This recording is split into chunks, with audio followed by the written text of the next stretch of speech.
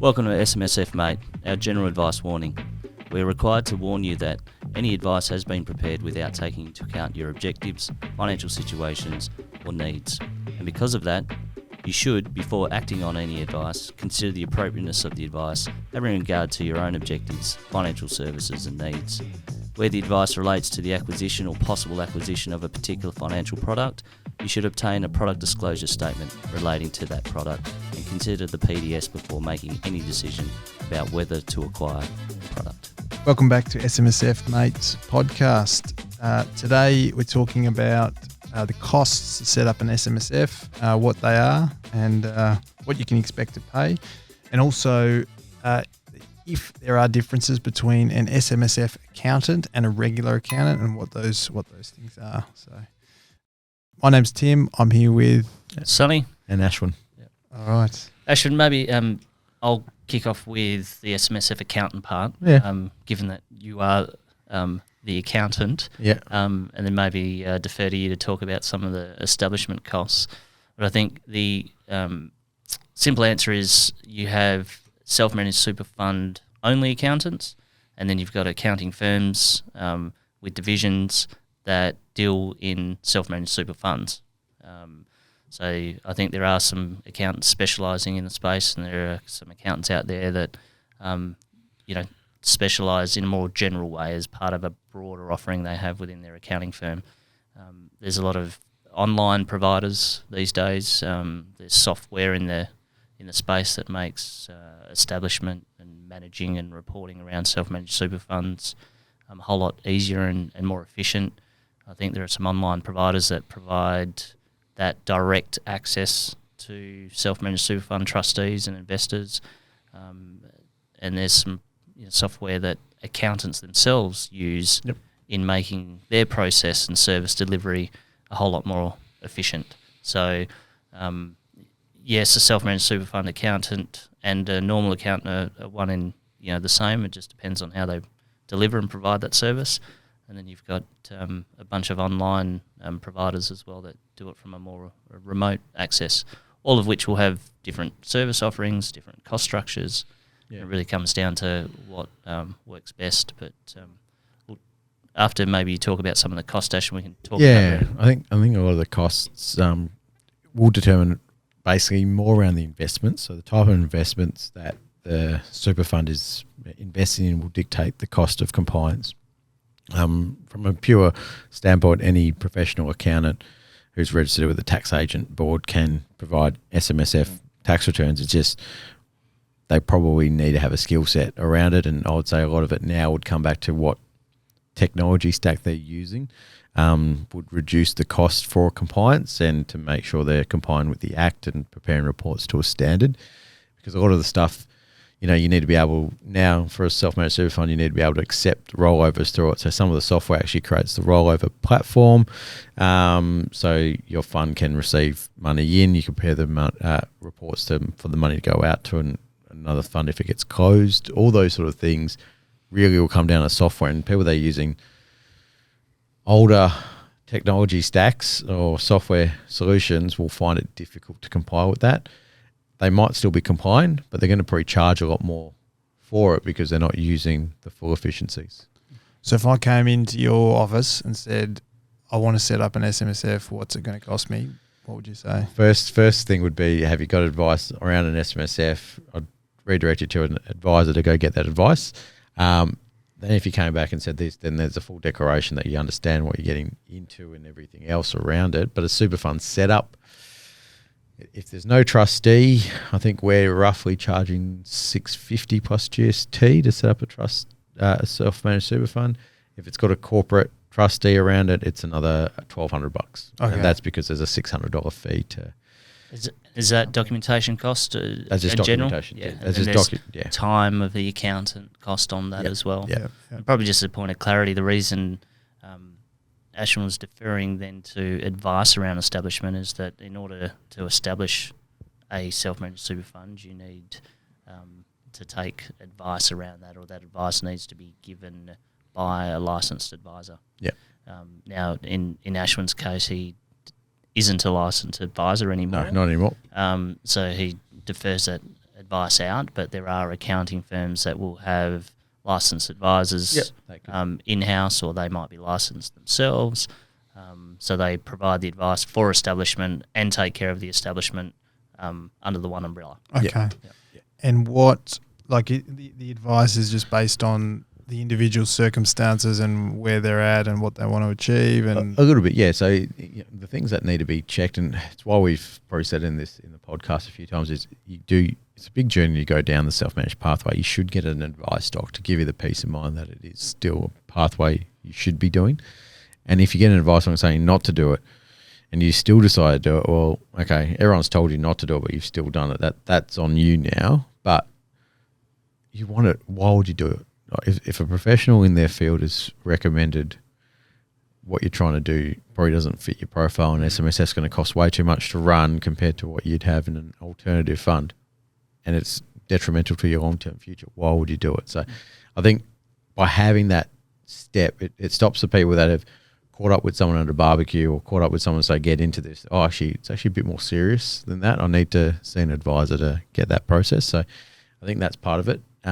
And some people go, okay, well, it's only, less than 600, it might be $700 or $2,000 to set up. It's not that expensive to get in. I'll get in. Well, no. There's compliance costs. So, the annual accounting work for a client generally ranges from $1,500 to $4,000, and some funds maybe charge 10 or 9 or 15 grand, depending on how complex the investment's involved in it and what needs to be assessed.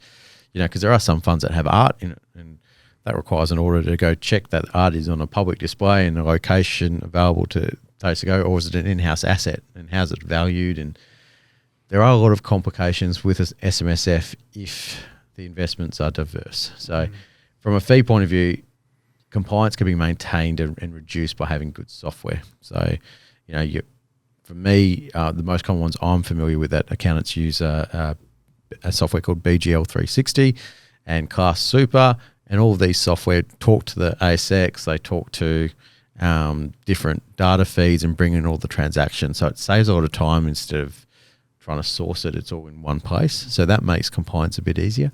And that's the sort of stuff you want to ask. So if you're going to go around and find an account, you're going to go, what's the fees and what are you doing to reduce those fees? So things like what technology are you using?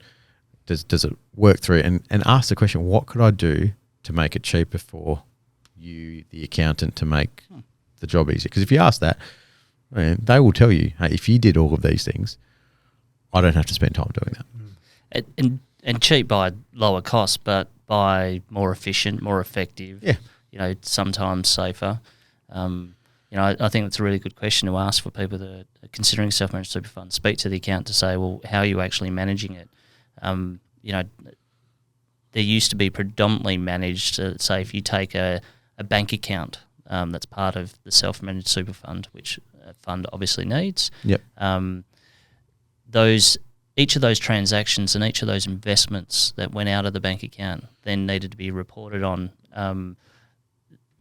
Some accountants used to code and have to reconcile each and every one of those transactions by a ledger or an entry, right, that they would have to effectively manually do, each bank statement, line item.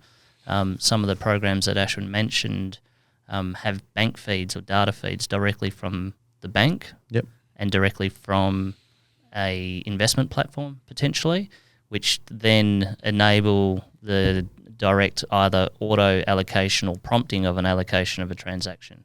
Now, I'm not going to say any which ways right or wrong or better or worse, but if you have an automatic data feed, now there's security and all those sorts of issues you've got to consider, but when you're assessing a service provider and a software. From a cost point of view, excluding the data thing, the data feed makes so much easier for the end program and for anyone, right? So if you have all the data there, you're not having to check it. And obviously one of the things with a self-managed super fund is listed shares and things have to be valued at the end of the year. If you have 100 different shares, that means, and you don't have a software provider, someone's looking through each share to look at what the closing value is and adjusting it, the transaction. And that's a lot of work. And it's manual entry. Manual entry, right? Opposed to software, they'll grab it and go, bang, there's the valuations. And even better, because in the old days, before we were using the software maybe 5 years ago, if you did a DRP, got to look up what the dividend share reinvestment plan. So let's say you got a dividend from one of the big four, and they deposit it in your account and you bought shares. We have to look up what the DRP price is, add it to your cost base, do the value adjustment, add the new units. It's a lot of work. Now it's all automated. Right. So From a corporate action point of view. Corporate action point of view, if there's a demerger or an M&A event, it's already split out and you've got solutions around that, right? So it makes it a lot easier from a compliance point of view when the right software is being used. So the accountant tick the box that they're registered tax agent, but also tick the box what software stack are they using to make compliance easy, right? And that will give you at least a peace of mind that, okay, they're doing everything they can to reduce the costs of managing the practice. Then it's really time to process the amount of transactions and complexity in that fund. So I think that's my starting point when anyone. So and there's so many efficiencies with processing time, and if you think traditionally accountants would charge on a hourly rate still, if you can make that more efficient, then the cost of processing is lower. Yep. Makes sense, right? Yep. It's more efficient. I think there's a misconception sometimes that means it directly relates to a lower overall cost.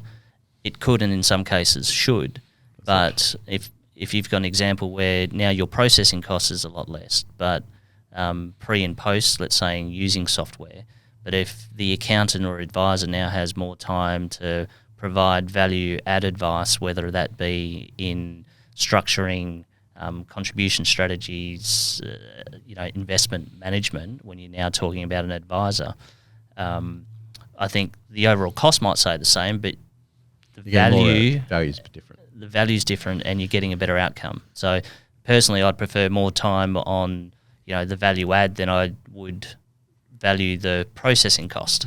Right? Yeah. So I think in some cases, I think it's right that the processing cost should come down, but it's not a direct expectation that the overall cost at different points in time costs down. Yeah, no, agreed. And even some of these software, well, I know from BGL's point of view, and CAST probably has it as well, that you can give an access to the trustee. So the trustee can actually run their own reports if the transactions are coded regularly and get half-yearly reports, right? And they can actually see it opposed to waiting the year-end report. So there's a lot of benefits of moving to those software platforms, and then you can spend more time on strategies or rebalancing or investing and things that the trustee wants to do because they've got the access to the data, and it's all pulled into one place. Timely access, accurate. Exactly. So that's one of the good things about tech. Because you can find some accounts that could maybe do it for cheaper, but if you don't get the value or you don't use that value, then it's also skewed a bit as well. So. And it shouldn't be again, cheap is always it's a risky approach, isn't it? It shouldn't be a race to the bottom to have the cheapest processing, right? Because the processing of data in a self-managed super fund is only one aspect of it, right? No. And that aspect now, technology help considerably, but it's the broader advice, it's the oversight around it and to work with the trustees that actually count. So just going back, initial setup cost. So assuming that I fit the bill, and I've decided, on a certain structure type, you could give me a price range between how much and how much in total to set up an SMSF, do you think?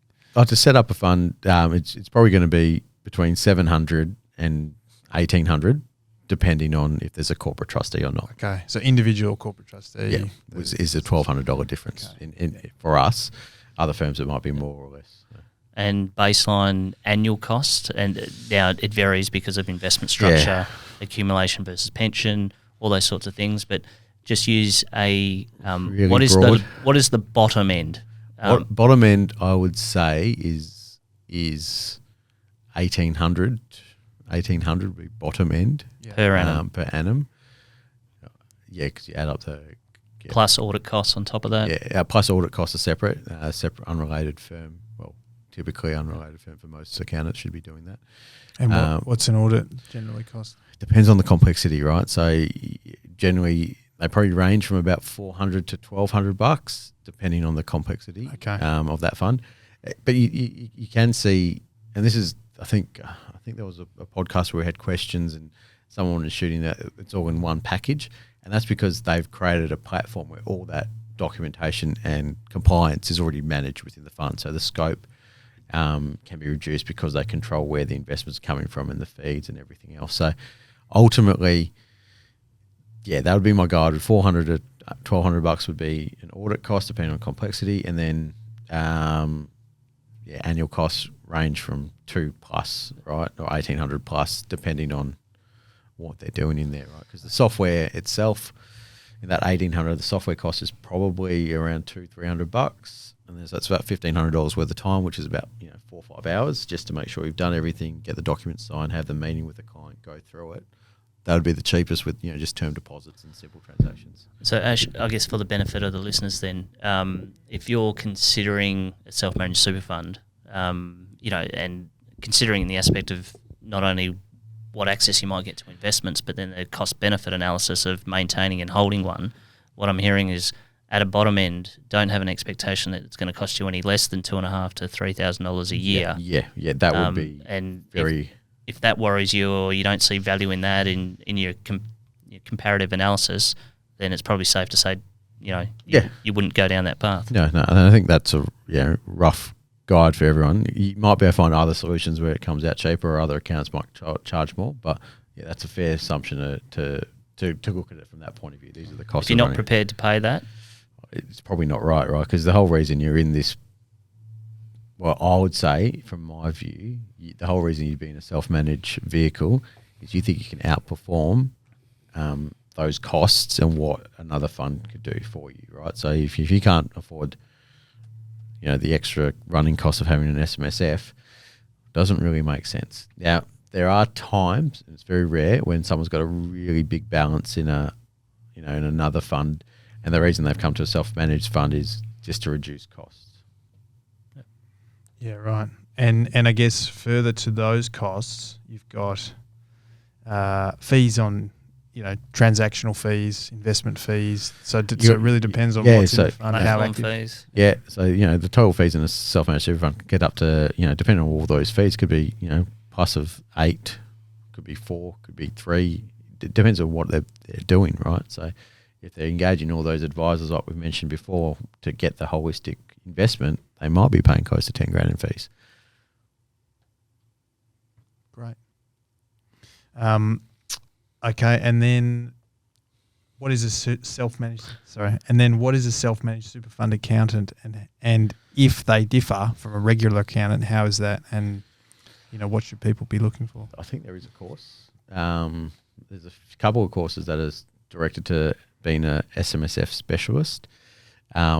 Personally, I don't know what the real difference is there. I think they would do courses to understand a lot more around complexity, maybe around age pensions and how they relate to the super funds. Maybe it comes with an AFS cell to give advice on certain things, on setups and things like that. I'd say that's what it's probably around. But I would say that would mean you're getting better advice. And, they've undergone a training and advice structure to do that. And that's probably the difference. But I'd probably, work out what services you need, then ask that question to the accountant you've engaged, can you do that? And if it turns out an accountant like me who doesn't have a financial license and I can't give you advice in these areas, and those are advice areas you need, well, then you need to find another accountant. I'm not the fit for you. I could recommend you to an advisor to see or other people to see, and if that fits the need, then great. But if that's not the right fit, then you want to go to one place with all of it. Like Sonny said, there are accountants and financial advisors in there that work together, that have got the whole gamut together. That's where you want to be. I think, Tim, it comes down to if you've got a level of complexity to what you're doing or what you're looking to do, and you can afford it, go to the specialist. Yep. That's a better way there's people out there that have gone the extra mile, and I'm talking now from perhaps an accounting perspective, where they've got a specialist designation around superannuation and self-managed super funds. If you're a large-scale investor, or you've got a large balance and you've got some complexity and you're looking at doing certain things and structuring, and go to the specialist. Is probably the simplest way I could say it. They take the time and they have the knowledge for the reason. If you can afford it, then that's where you should be.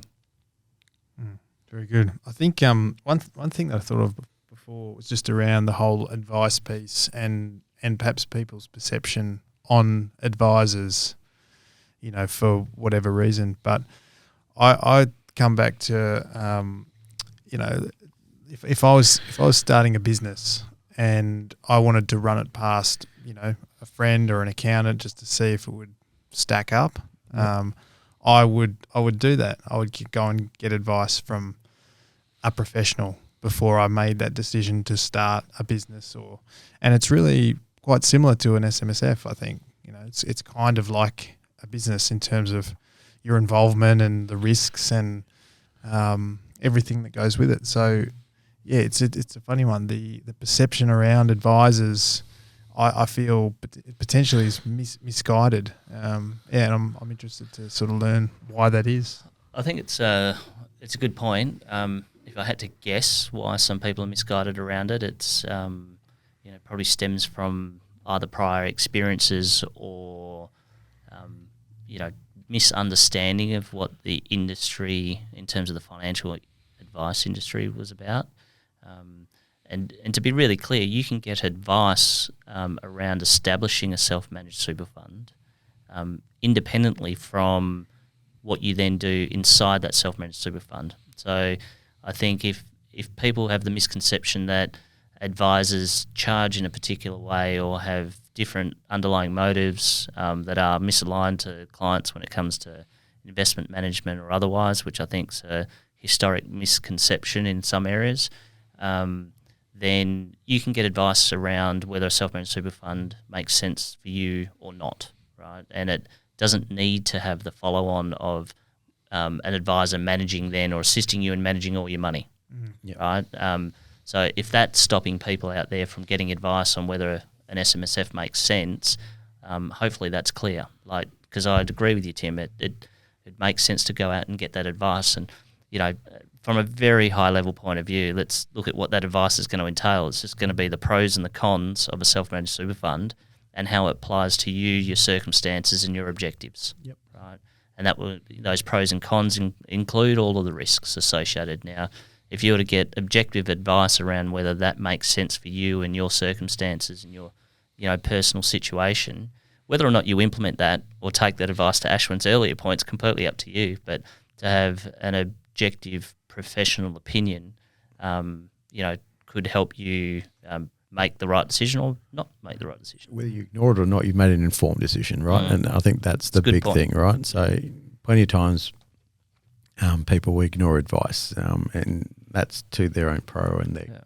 benefit, but that's their call. But the prudent thing to do is to get it and sit down and actually have that separate meeting, so you're not rushed into a decision or you've gone down this path for some obscure reason that you're not sure about. So it's a bit dangerous if people do it themselves that way. So I think that would be my first point around it. And I think the advice part, I think it just comes down to what people have experienced more than anything else. I think or what they've maybe read, or seen in the news, and I think that skewed a lot of people in there. And it's from someone that tries to look at things objectively most times. I think it comes back to the people you engage, and I'm trying to channel Gareth here. And I was going to do the same. Gareth's experience was not great, and as a result, he's he feels a certain way about things, and you're like, and that's how we all generally are. And you go, well, it really comes back to the things you should ask a financial advisor when you meet him. And I think the Money Smart website's really good. It's got a bunch of questions you should ask an advisor in that meeting. Those are the checkpoints, right? Those are the things you should go through and ask an advisor. So at least all those things that are perceptions or experiences you've had have been quashed or answered in that meeting. And then you've got the right advisor for you, because whether you like it or not, in every industry, there's always a few people not right for it. But those questions being asked and answered are your protection points, right? And that statement of advice. So that's why I'd challenge everyone to make sure they do that. That's your key step before you go ahead and undertake this, hopefully a lifelong process in a super fund. Yeah, very good. And I guess just to finish, if I was looking for an SMSF accountant or a regular accountant to work with my SMSF, where should I look? I know there's those 3 professional accounting bodies, which could be a good place to start. I'll definitely check the Tax Practitioners Board website. Obviously, make sure they're registered as an accountant with a taxation license. So that means they can actually complete the form and fill out that section in the tax return, which is quite handy. Step one. It's step one. But then, like we said, just ask the questions. Ask what you're after, but go in with the questions of seeing an advisor first, right? So if you've got a statement of advice or you've seen a financial planner, and you've got the detailed advice, you are more likely to then ask the right questions when you're trying to seek that accountant, whether it's the one down the road or the one you're already doing your taxes, or whether it's a specialist. You'll find out what that is based on that complexity of what your super fund's going to be entailing. So, I think we'll put up some links on our website in relation to how you might go around selecting an accountant or accessing those either through those professional bodies or other service providers without any preference to one or the other, but we can give some direction in terms of how you'd go about it. But I guess to echo Ashwin's point, go and meet and speak to different people. I mean, you're probably considering a self-managed super fund because you've heard about them from somewhere, or someone. A referral of, to someone that's had a good experience with a particular accountant is a good start. And the same goes for an advisor or a financial planner. But I always encourage people to go and meet a couple because hopefully it is an ongoing relationship that you will need and would want to and should listen to in different points in time. There needs to be a right fit. So, yes, make sure they've got the credentials that are required and they've got the specialty in the areas that you need them to. But then go out and have a conversation with a couple of people. And, I think the best way is to get the best fit for you, which will change over time as well. Yep. But, you want someone that you can work with. Yeah. Yep. No, agreed. Thank you for joining us once again. If you're interested in our waffle about self-managed super funds, feel free to join us on smsfmate.com.au or search SMSF Mate in Spotify.